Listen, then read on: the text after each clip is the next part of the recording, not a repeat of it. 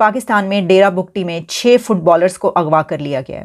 पाकिस्तान और अफगानिस्तान की सरहद पर इस वक्त शदीद तनाव है। BLT ने जिम्मेदारी कबूल कर ली है, यानी कि बलोच लिबरेशन टाइगर्स जो हैं उन्होंने खिलाड़ियों के अगवा की जिम्मेदारी कबूल करते हुए कहा है। इस टाइम आप देख सकते हैं मोहम्मद बिन सलमान सर हिंदुस्तान गए हुए हैं कि ये वो तमाम ममालिक हैं जिनके ऊपर हम ट्रेडिशनली रहते हैं। सऊदी अरेबिया और UAE हमारी लाइफ लाइन है, उनका इस नहज पे ही सोचना। तुर्की खास तौर पे अगर वो कह सकता है कि मुझे फख्र होगा कि अगर इंडिया जनरल सिक्योरिटी काउंसिल का मेंबर बनता है। कल आप मुआहदे देखें, मैं तो मुआहदे देख के भी मैं परेशान हो गया। इतने मुआहदे, इतनी लंबी चौड़ी तो अमेरिका की भी जॉइंट स्टेटमेंट नहीं लिख ली है जितनी तो सऊदी के साथ लिख ली है। दोस्तों, first time India made iPhones जो हैं वो मार्केट में लॉन्च किए जा रहे हैं। ये देखें आपके वर्ल्ड ट्रेड, ये वीडियो जरा देखें, ये वर्ल्ड ट्रेड ऑर्गेनाइजेशन जो है उसकी चीफ है जो जाती है मोदी जी के पास और कहती है मुझे आप अपना ऑटोग्राफ दे दें। तो मोदी जी वहां पर हंस हंस कर सऊदी प्रिंस के साथ और UAE वालों के साथ हंस हंस के बातें कर रहे थे और कोई रो रहा था पाकिस्तान कि ये क्या हो गया, हाय अल्लाह, ये मोदी जी ने क्या कर दिया। इंडिया ने सपोर्ट किया सऊदी अरब के विजन 2030 को, और इंडिया उस विजन को सऊदी अरब के हेल्प करेगा स्टार्टअप इंडिया और डिजिटल इंडिया के थ्रू, मेक इन इंडिया के थ्रू। यानी कि ऑटोग्राफ उन लोगों का लिया जाता है जिनसे बहुत ज्यादा अकीदत हो, जिनकी आप तकरीबन पूजा परस्तिश करते हो।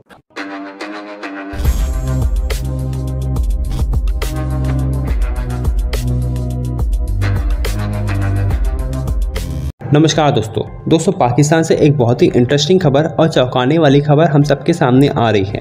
और वो ये है कि कुछ दिन पहले जब TTP वाले ने पाकिस्तान के एक डिस्ट्रिक्ट चित्राल पर अटैक किया था, तब TTP और पाकिस्तानी आर्मी के बीच में एक बड़ी झड़प हुई, जिसमें पाकिस्तानी आर्मी हमेशा की तरह TTP से हार गई और उन्होंने TTP के सामने सरेंडर भी कर दिया था।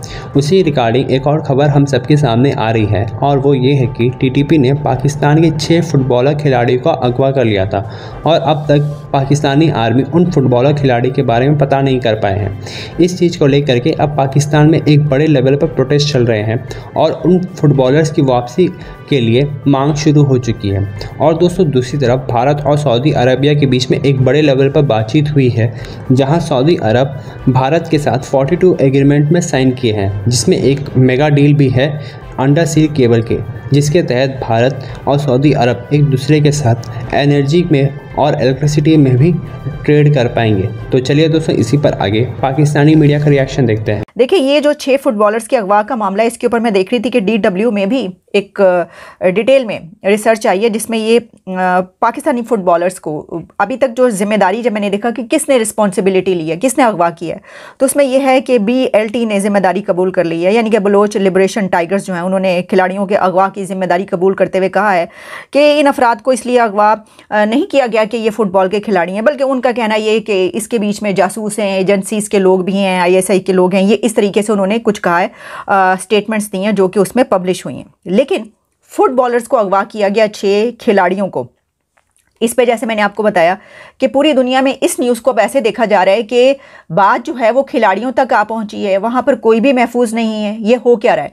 इससे पहले, अभी कुछ दिन पहले मैंने आप तक खबर पहुंचाई थी, शायद सबसे पहले मैंने ही उसको रिपोर्ट किया था, ये 1-2 और हों, कि चित्राल में किस तरीके से हमला हुआ है हमसाया मुल्क से। ठीक है, यानी कि हमसाए कैसे हमला कर रहे हैं और क्या हमारे ताल्लुकात पहुंच चुके हैं, किस नहज पर पहुंच चुके हैं कि तालिबान ने जो अफ़गानिस्तान से हमला हुआ था वो देखा था कि उसमें कितनी बड़ी तादाद में उन्होंने कैसा हमला किया कि बाकायदा एक जंग हुई है वहाँ पर सिक्योरिटी फोर्सेस और उनके बीच में। अब ये जो खिलाड़ी हैं इनको अगवा किया गया है, इसके लिए वो जो टीम्स हैं वो उनको ढूंढ रही हैं, तलाश कर रही हैं, लेकिन अभी तक जो है वो नहीं मिल सके। जाहिर है कि जब उनको एक बिल्कुल मंसूबे के तहत अगवा किया गया है तो वो कैसे मिल पाएंगे। अच्छा, सुई में खिलाड़ियों को बाजियाब कराने के लिए, रिकवर कराने के लिए एक रैली भी निकाली गई है। बलूचिस्तान से ताल्लुक़ रखने वाले सीनियर सहाफ़ी शहजादा जुल्फ़िकार साहब, बड़े सीनियर हमारे जर्नलिस्ट हैं, उन्होंने ये कहा है, इसके अंदर ये पब्लिश हुआ है कि इस इलाके में खिलाड़ियों का अगवा का ये पहला वाक़या है। इससे पहले ये खिलाड़ियों को अगवा नहीं किया गया था और उनको ढूंढने की जो है वो अब कोशिशें तो की जा रही हैं, लेकिन रैलीज भी निकल रही हैं। रिसेंटली G20 की मीटिंग बड़ी कामयाब गुजरी है और जो मुआहिदे हो रहे हैं वो भी हम सबके सामने आ रहे हैं।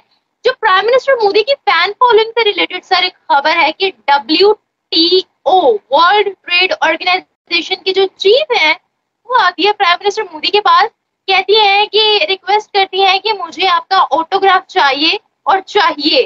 तो प्राइम मिनिस्टर मोदी अपनी किताब में ऑटोग्राफ अपना देकर उनको दे देती है और वो बड़ी खुश होती हैं सर। तो यही सवाल मेरा आपसे है कि बड़ी WTO कोई छोटा इदारा नहीं है, कोई छोटी ऑर्गेनाइजेशन नहीं है, उसकी चीफ ना सिर्फ ये पहली एग्जांपल है बस, बल्कि इससे पहले भी जो बाइडेन ने बोला कि प्राइम मिनिस्टर मोदी मुझे तो आपका ऑटोग्राफ दे लेना चाहिए।